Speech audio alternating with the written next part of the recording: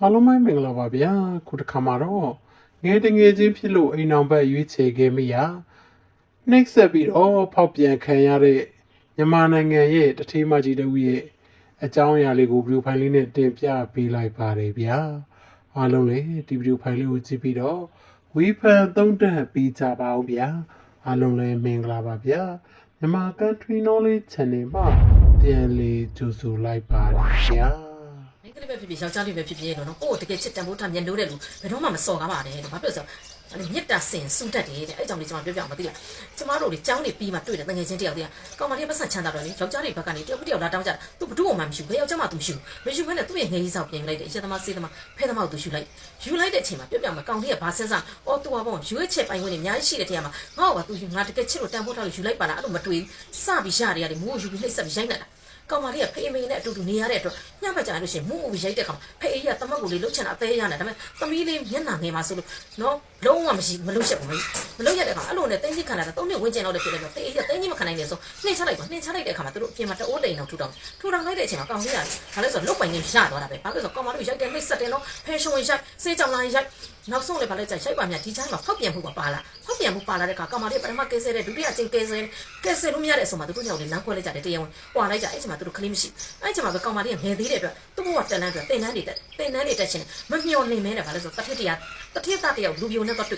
့တယ်ဆိုမှမိန်းကလေးကိုဖြတ်ပြောခြင်းဘာလဲဆိုငါဘဝကြီးတော့ဘာဖြစ်နေပါပြီဆိုတော့အားမငယ်နဲ့လို့မသိငယ်နဲ့တစ်ခါတလေမှမင်းကလေးတွေအခြေကန်အိမ်တော်ကြီးကန်အကျွေပန်းတွေရွှေနန်းတော်ထိုက်ပါတယ်နော်ကျွန်တော်ပြောပြအဲ့ဒါသူတို့တွေ့ပြီးနောက်ဆုံးယူလိုက်ကြအခုရန်ကုန်မြို့မှာလူတကာသိတဲ့လူတိုင်းသိတဲ့စီးပွားရေးလုပ်ငန်းရှင်ချွေးမှာဖြစ်နေတယ်လို့သူကိုယ်တိုင်နဲ့စီးပွားရေးလုပ်ငန်းရှင်ဖြစ်နေကလေးတွေပဲတောင်းရှာနေအဲ့တော့ကောင်လေးဘက်ကိုပြန်ကြည့်တဲ့အခါမှာကောင်လေးကစေးချပါချနဲ့နောက်ဆုံးစေးမှုနဲ့ထောင်ကျသွားတဲ့အချိန်မှာထောင်ကပြန်ထွက်လာတဲ့အချိန်မှာမြစ်တာဆဆူတော့တာဘာလဲဆိုသူ့လိုဖဲချရင်းနဲ့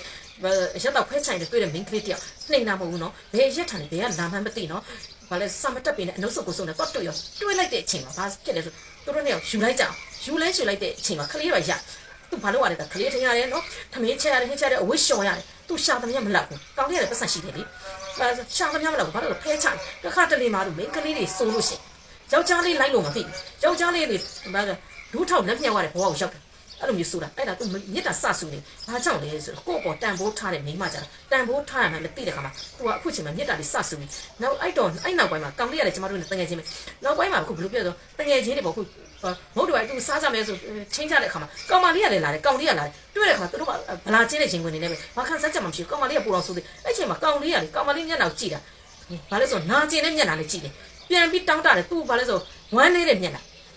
နောက်လက်ကြဘာပြောလဲဆိုကောင်လေးကကျွန်တော်ကိုပြန်ပြောတာကတော့ဘာပြောလဲဆိုသူတို့အောင်မြင်တဲ့တိုးတက်တဲ့ကြီးပွားတာကိုမြင်တော့ခါမှာသူဝမ်းတာဒါပေမဲ့သူတို့မိသားစုလေးတွေတာယာပြီးစိတ်ချမ်းသာတာလေးကိုမြင်တဲ့ခါမှာသူကဝမ်းနဲ့ကြည်လို့ရတနေ့နေ့တိုင်းနာကျင်ရတယ်ပေါ့ပြန်တွေ့တယ်ဘာကြောင့်လဲအဲ့ဒါဘာလဲဆိုကိုပေါ့တကယ်တန်ဖိုးထားတဲ့လူကိုစော်ကားမြစ်လို့မြစ်တာဆူတာဟာလို့အဲ့ဒါလေးပြောပြတက်ကောင်ပဲယောက်ျားတယောက်အိတ်ကတ်တည်းကပတ်စံကိုတစ်စိမ့်မတယောက်ရောက်ဖို့ဆိုတာလွယ်တာမဟုတ်ဘူးပေးခြင်းကမ်းခြင်းစိတ်ရှိအောင်မှစေတနာရှိအောင်မှ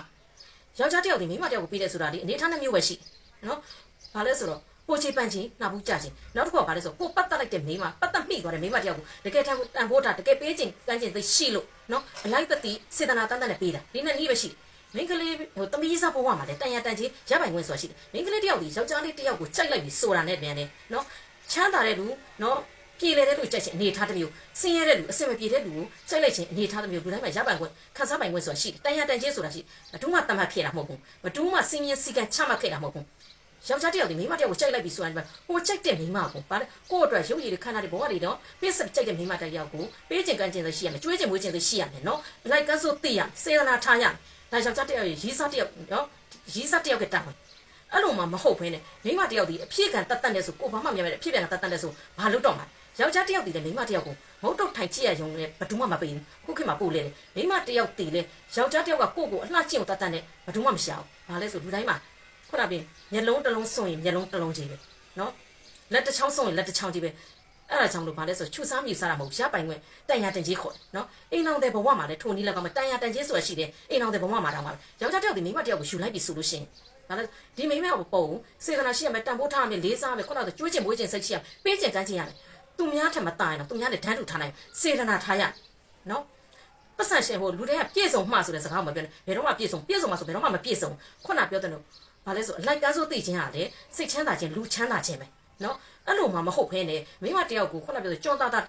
ကြောသားသားအိမ်ပေါ်သားသားယူပြီးတော့နွားချီတိုင်းမှာချီထားပြီးတော့နွားတစ်ကောင်ကိုချီထားပြီးမြတ်ထုံးဝယ်ကျွေးမယ်ဆိုရင်နော်ဒီမျိုးမှာဘာလို့တော့မှာလဲမိမဒီလေရောက်ဒီယောက်ျားကိုခန္ဓာတွေခုနကပြောရုပ်ရည်တွေဘဝတွေပေးဆက်ပြီးကြိုက်တာယောက်ျားတစ်ယောက်ကကောင်းဝေဆုံးဝေရပိုင်ခွင့်ဆိုတာလိုချင်ကြတာခံစားခြင်းနဲ့စံစားခြင်း